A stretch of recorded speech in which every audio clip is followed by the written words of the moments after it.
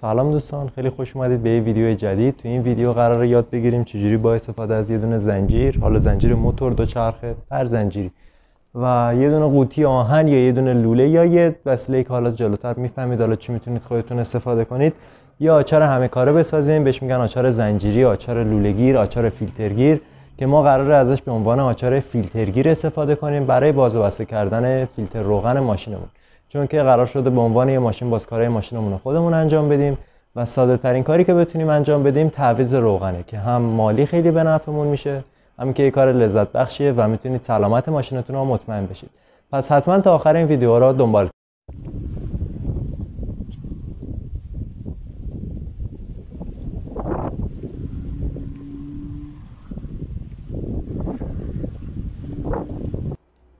خب دوستان، زنجیری که من استفاده میکنم یه زنجیر دوبله مال زنجیر تایم موتورسیکلته، که چون دوبله زور خیلی بیشتری داره و انعطاف بیشتری هم داره. شما از زنجیر دوچرخه یا هر چیز دیگه ای هم میتونید استفاده کنید.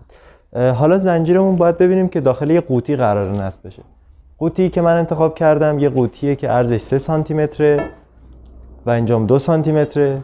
پس زنجیری که من دارم همونجور که میبینید کامل میتونه خیلی راحت داخل قوطی من جا بشه. تو انتخاب قوطی باید به این نکته دقت کنید که زنجیرتون راحت بتونه بره داخل و بیاد بیرون، راه بازی به شما بده. این قوطی 2x3 ابعادش هم یه چیزی حدود 15 سانتی متر که باشه برای ما کفایت میکنه. پس بریم 15 سانتی متر از این قوطی رو کوتاه کنیم.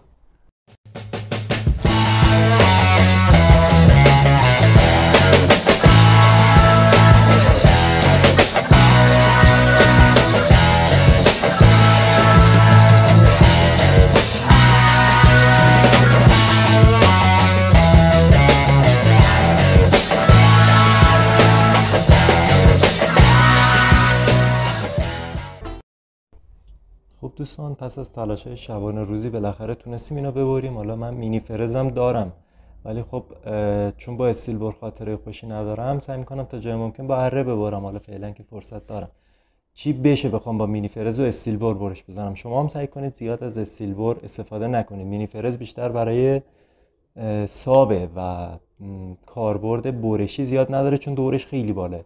اگه میخواید برش بزنید از فرزای آهنگری استفاده کنید، یا مثل من به روش انسان‌های اولیه با کمون اره میتونید ببرید. حالا همونجوری که ببینید خیلی زنگ زده اینا هم، بریم به روش انسان‌های اولیه زنگش هم از بین ببریم.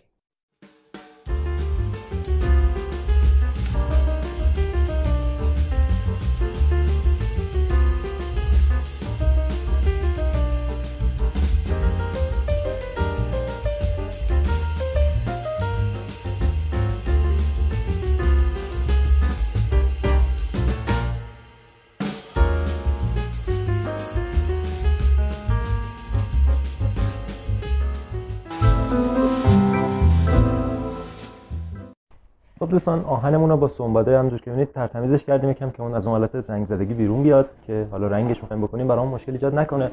چند تا راه برای تمیز کردن دارید. یکیش روشی که من استفاده کردم از ورق سنباده، روش انسان اولیه، یا اینکه اگه مینی فرز دارید میتونید از صفحه‌های فلاپ استفاده کنید. این صفحه همونجوری که می‌بینید یه صفحه سنباده‌ایه که بسته میشه به مینی فرز و با سرعت خیلی بالایی میتونه براتون این کاری که من با سنباده کردم انجام بده. خیلی سریع کار تمیزتر تحویل میده، ولی خب کار دستی لذت دیگه‌ای داره.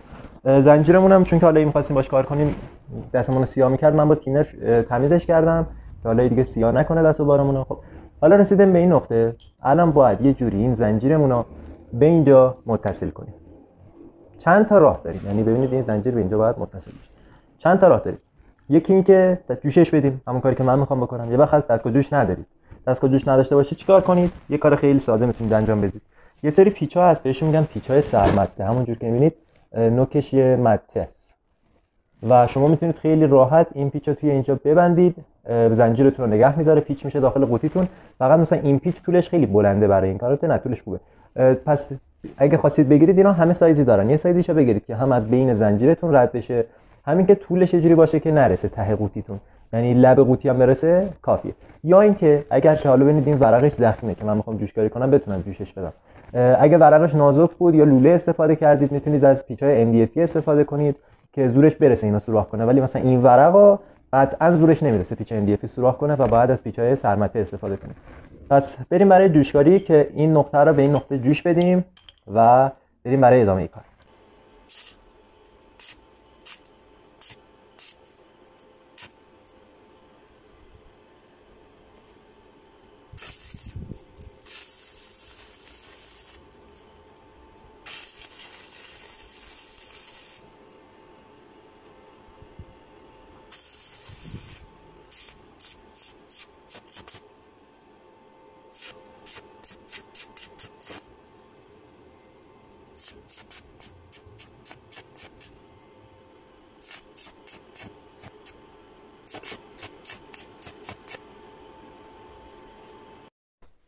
خب دوستان، جوشکاری ما هم کامل شد. البته چون سطح زنجیر صاف نیست نمیتونستم زنجیری خوشگل براتون جوش بدم، خال خال جوشش دادم. آچار ما آماده است. چجوری کار میکنه؟ فرض کنید که این یه فیلتر، یه لوله است که میخوایم بازش کنیم. زنجیرمون رو میندازیم داخل، از زیر درش میاریم و همونجور که میبینید الان ما یه آچار لوله گیر داریم. هر لوله با هر قطری که بخوایم میتونیم بگیریم. مثلا الان من میخوام این لوله رو بگیرم، ابعادش رو مناسب میکنم، قفلش میکنم. همونجور که میبینید قفلش میکنم، حالا ابعادش رو میزوم میکنم، قفل میکنم و میچرخونمش. هر لوله، فیلتر، هر چی که بخواید میتونید با این باز کنید. البته یه دلار رنگ و کیلر هم روش میپاشم که ترتمیزتر بشه، دستامون رو سیاه نکنه. فقط دوستان خواهشاً از این با ماسلای سر تو ماشینتون استفاده نکنید دیگه. زنجیرش هم دوبله و چیز گردن کلوف شده، پس خواهشاً استفاده مفید از این ابزار بکنید. برای رنگ کردن هم بهتره که قبلش با تینر یا بنزین سطح کارمون رو تمیز کنیم که اگه چربی چیزی روش مونده اون چربی از بین بره.